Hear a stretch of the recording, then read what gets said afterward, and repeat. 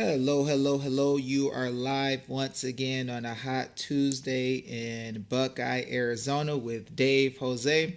And I wanted to come and drop some super hot fire to you guys about maladministration. Guys, I want to let you know that if you want major victory and you want to stop all government corruption, the number one thing that you need to know and the number one thing that you need to outline and show in bad government is maladministration. Guys, we don't need to be proving that somebody committed fraud. We don't need to be proving that somebody is a racist or somebody is trying to purposely destroy the government. We don't need to prove that somebody has a bad attitude. We don't have to prove that somebody's unfair. We don't need to talk about that. We don't need to be focused on unjust policies or things that have to do with feelings and emotion. But guys, the number one way to fight all together is to deal with the idea of maladministration. First of all, what is administration? Administration is going to be the way that a government gives services, right? How they control the flow of products and services and different things for the people. And it also has to do with how government is going to be ran in order to serve the people, right? Now, what we need to understand is that administration of government is based on a couple of things.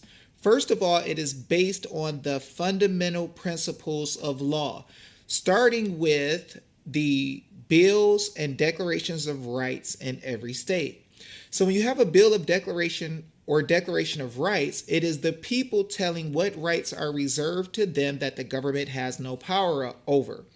This means the government is without any authority or power to write any legislation or make any rules at all to go against these rights.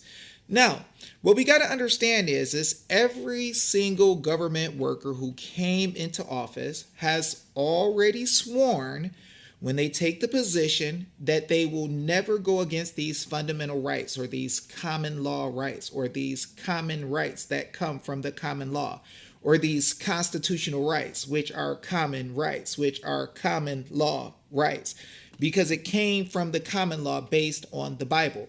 Many will try to hide that from you, but we have shown time and time again that's exactly where it came from. We also take it a little bit deeper because we also show you that these rights are reserved for the people. That means they're untouchable. Reserved doesn't mean they're just telling you they exist. Reserve literally means we've delegated some powers, but we have kept away certain powers and excluded it out of the powers of government so that they know and swear to the fact that they are not to touch these at all. They know that they have no authority over it. They can't deal with it. They can only protect it, right, with all that they have, and they swear to do so. Now let's take it a little bit further. So we have the declarations and bills of rights, which are the laws that are common to all men in every state. We then have what's called the frame of government. And the frame of government is actually the part of the Constitution that delegates authorities, tell who's going to do what with what duties and obligations. These things are mandatory. The obligations and duties in the Constitution are mandatory and guaranteed. You cannot get around it. So if we're going to make any arguments about something we don't want to have happen, we first should use the highest law, the constitutions, to knock out any argument they have over going against any one of our rights. Anything else doesn't really make sense. Now, under the Constitution, right, under the declarations and bills of rights and the frame of the Constitution, which tells how everything has to be done in general, what's next is the statute, which in detail explains each step the government worker is going to do to make it easy for them to keep up with everything. That's all it is, statutory bylaws. Now, the statutory bylaws tell the duties and obligations in greater detail that a government worker must do. Now, we want them to follow their duties and obligations. We don't want to make arguments about anything else. Why are we making an argument about what's the most healthy? Why are we making an argument about if there's an emergency or not? Why are we making an argument about all these different things when what we should be focusing on is what duties and obligations do you have? Do they follow the Constitution and not touch our rights? Okay, if you're doing anything else, it's maladministration. We're going to give you notice of it or affidavits of it, and we're going to come after you and make sure you're made aware of what it is that you're doing wrong. To get out here and make arguments about which shot is the best, what health, system might be the best, all these different political things, it makes no difference, guys, when the law says what these people are to do in their duties and obligations. Now, guys, the maxims of law, which I've shown you before, clearly say that the greatest bond between that of man is an oath. So an oath binds you to someone else. Well, these people are already made an oath to us. So I want to go and look at some of the oaths so you can understand how serious this is and how we're getting tricked into looking at the law backward or looking at the law wrong. Most attorneys want to talk to us about procedural things, how we're going to do a procedure to correct somebody, how we're going to do a procedure to make it right. What if we don't have enough money? How much is it going to cost to implement this and all that? They're not worried about the cost when they're stealing your stuff, but they want to talk about the cost when they got to do something to protect the people's rights or restore them their property. How much is it going to cost to restore property? What about don't take it in the first place? Because you're going against the law and your oath. So let's look at some of the oaths, guys, so we can get an understanding. Okay, guys, so for example, we have Article 6, Section 26 that shows the oath for justices, judges, right, and justice of the peace. So let's see, Article 6, Section 26, Oath of Office. Each justice, judge, and justice of the peace shall, before entering upon the duties of his office, take and subscribe to an oath. Remember, this is the greatest bond between man. That he will support the Constitution of the United States and the Constitution of the State of Arizona. And that he will, this is an important word, faithfully. Now, guys, when we're dealing with maladministration, if they are given duties and obligations and they decide not to turn over ballots to the treasurer, if they decide to cheat on how they work with nursing homes and go against the statutory law that's in place that binds them, this is what they're doing. They're not any longer being faithful to the oath. Watch this. And impartially discharge the duties of his office to the best of his ability. Now, guys, if you are taking money from someone telling you to shut people down, force people to wear masks, you're taking money from federal programs where they're going to try to get people fired from their jobs, there is no way with your unclean hands that you can be impartial. This is why we fight the way that we fight. And I have designed by God the type of battle that we have created against this stuff. Watch this.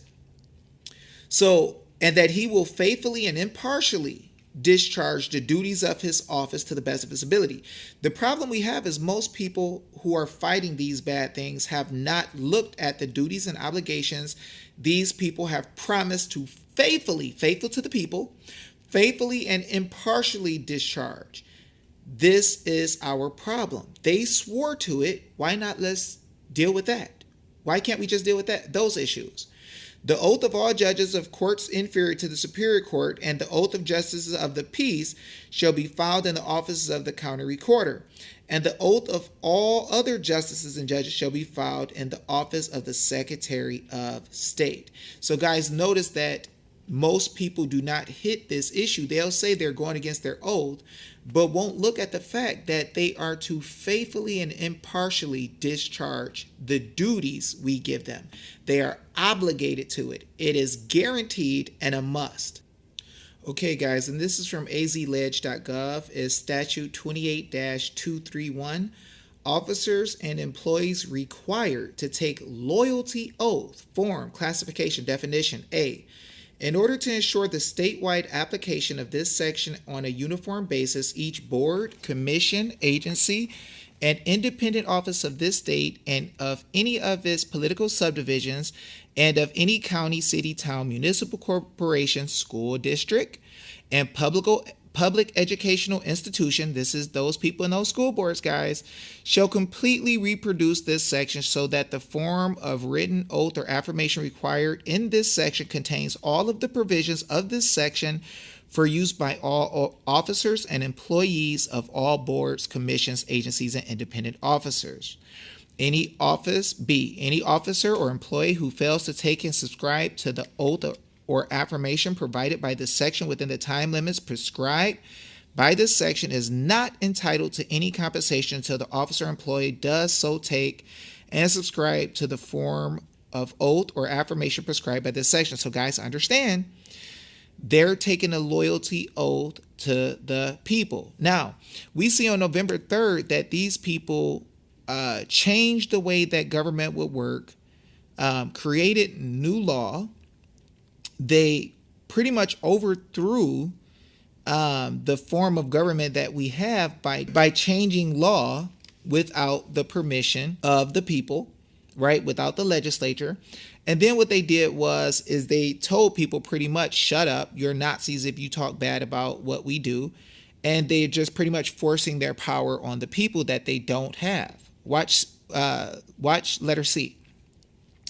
Any officer or employee having taken the form of oath or affirmation prescribed by this section and knowingly at the time of subscribing to the oath or affirmation or at any time thereafter during the officer's or employee's term of office or employment does commit or aid in the commission of any act to overthrow by force, violence, or terrorism as defined in section 132301 the government of this state or of any of its political subdivisions or advocates the overthrow by force, violence, or terrorism as defined in this section 132301 of the government of this state or any of the political subdivisions is guilty of a class 4 felony.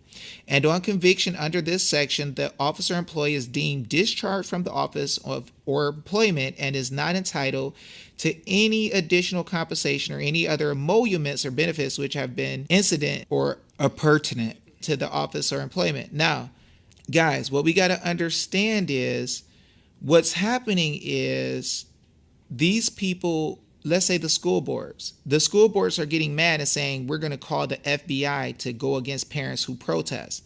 Guys, they are using terrorism. They're using a private entity that has no charter to try to go after the parents for standing up for their rights. And they're kicking them out of meetings by force. They don't want them to speak. They're being rough towards them. Not good, guys. So if we understand this, we should be using it. Let's go down to section E. In addition to any other form of oath or affirmation specifically provided by law for an officer or employee before any officer or employee enters upon the duties of the office of employment, the officer or employee shall take and subscribe the following oath or affirmation. State of Arizona, County of, I, your name, do solemnly swear or affirm that I will support the Constitution of the United States and the Constitution and laws of the state of Arizona. That's those statutes, guys, that are for them. And that's the Constitution that binds them. That I will bear true faith. Not some funny business, guys, not cheating, not doing what you want to do based on your own ideas, but they're going to bear true faith and allegiance to the same and defend them all against all enemies. Well, if you're changing the law because somebody told you to, or you're locking down the people because somebody gave you some money, you are not having allegiance to the people. You are actually working with people trying to remove the rights of the people. Watch this. Foreign and domestic, and that I will faithfully and impartially discharge the duties of the office of, name the office, right? According to the best of my ability, so help me God, or so I do affirm. So guys, what you got to understand is these people are swearing that they're not going to go against the statute or the Constitution. So if we're going to deal with issues, guys, we should be dealing with maladministration. When they say what they have to do in the law and in the Constitution, and they swear to do it, and then they take money to do it, and then they don't do it, they are breaking the law. If they attack you or try to force you as the people who are beneficiaries of the Constitution, right, and trust protectors, they are actually overrunning the people's rights of the state. The people are the ones who created the state. So when you go against the people, you're attacking the very Constitution you swore to. Now let's look at F. For the purposes of this section, officer or employee means any person elected, appointed, or employed either on a part-time or full-time basis by the state or any of its political subdivisions or any county, city, town, municipal corporation, school district, public educational institution, or any board, commission, or agency of any country, city, town, municipal corporation, school district, or public educational institution. So guys, the school boards, the governor, the legislature, all of these people are bound, guys. And when they attack you, they're committing a felony. So guys, it's time that we stand up and use maladministration because this is good stuff. Okay, guys, so let's realize now that we have been getting the government officials to follow the law. We have gotten the federal legislature to go after the Department of Justice for even helping the school boards do wrong. A lot of the people on these school boards have backroom connections and open doors through federal partnerships with the Fed. They know each other. We found out that Merrick Garland had some issues with conflicts of interest with his family members and I think critical race theory. But on top of that, anyone who would use the FBI to punish parents who have a right to protest, that's maladministration and actually treason. It's going against the office that you swore to protect and the people you swore to protect. It's aiding enemies, foreign or domestic. Guys, we got to understand that this is the best way to fight against those who are doing wrong. There's no reason to go and talk about health and talk about what some scientist has to say when the law says what these government officials must do. And when the Constitution says it's your choice to take care of your health, it's your choice to deal with your private health decisions, it's your choice to deal with your children and taking them to church and how you're going to do things.